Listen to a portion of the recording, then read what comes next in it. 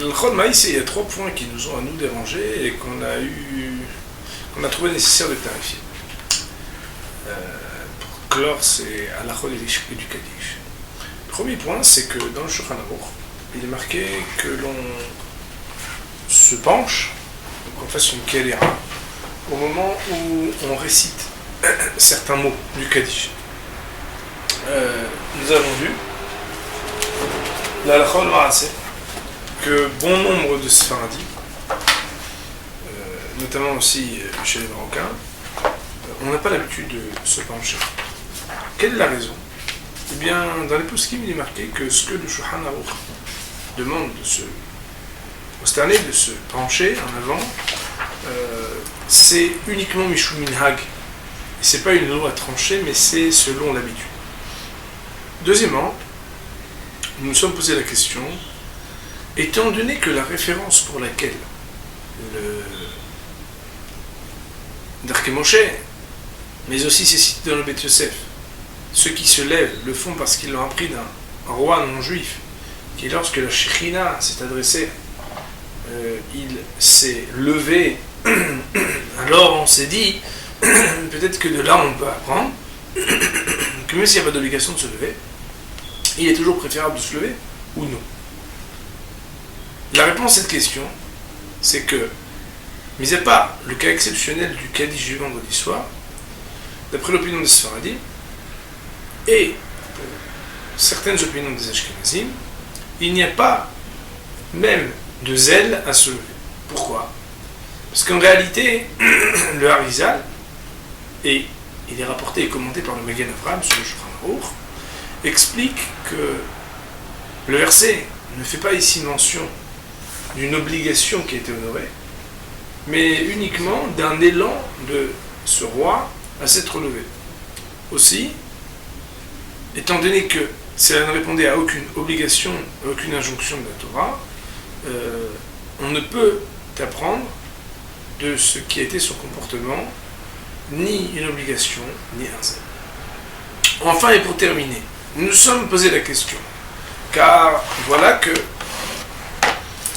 Kol A'oneh Amen Yeshemer Rabba Bechol Koho, tout celui qui répond Bechol Koho, alors on a dit que même un mauvais décret qui devait sévir sur lui durant 70 ans, on le déchirait parce qu'il répondait de toutes ses forces. Plusieurs explications avaient été données. Toutes ses forces, c'est toute son intention, sa concentration, ou bien toutes ses forces, c'était de le dire à voix haute. À la Chol Maïsé, on avait vu qu'il fallait le dire à voix haute et avec beaucoup de kavana. Mais on y voyait aussi l'allusion dans le mot Koah, Bechol Koho, aux 28 sous-parties qu'il fallait réciter. C'est quoi ces sous-parties? Eh bien, soit 28 lettres, c'est-à-dire jusqu'à Almaya, soit 28 mots, jusqu'à Damilan de Alma.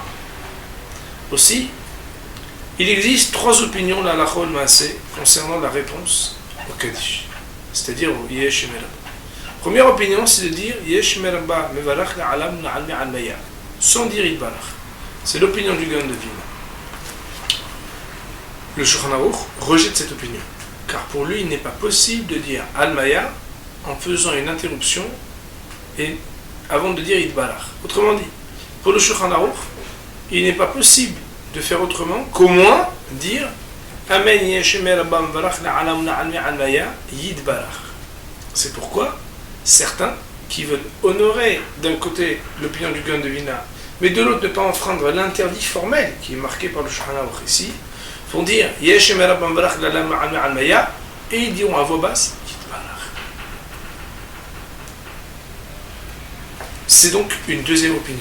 La troisième opinion sera celle qui propose de comprendre que les 28 sont les 28 mots et pas les 28 lettres. Et donc, qu'il faudra répondre Yeshemer Rabba jusqu'à Amiran Be'alma. De là, nous nous sommes questionnés. Car voilà que nous connaissons parfois certains us et coutumes de ceux qui répondent jusqu'à Shemel Ekutchat Berichou et qui, a priori, ne répondent d'aucun des minhagim, d'aucune des habitudes. Puisqu'on a dit que c'est soit jusqu'à Almaya, soit jusqu'à Yitbarach, soit jusqu'à Damilan Be'alma, mais a priori, quand on va jusqu'à Berichou, on n'en aurait aucune des opinions. Alors il faut savoir que, même s'il est vrai que lorsque quelqu'un est en train de dire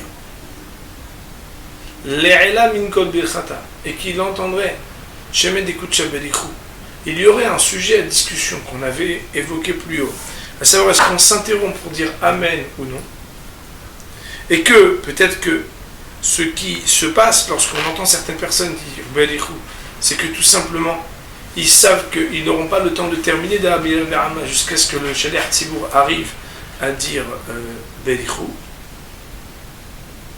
Il ne reste pas moins qu'a priori, selon les opinions des Tunisiens, des Marocains, et a priori, formellement, de tout ce qu'on a pour notre part vu dans le Mishnah Bora et dans les Poskim, il n'y aurait pas d'alternative. C'est soit on dit Yidbarach d'après le Mehaber, Almaya et Abouabas Yidbarach si on veut honorer le Gaon de Vilna mais aussi le Mehaber, ou bien Damiran Be'alma si on veut honorer l'opinion qui met en avant les 28 mots.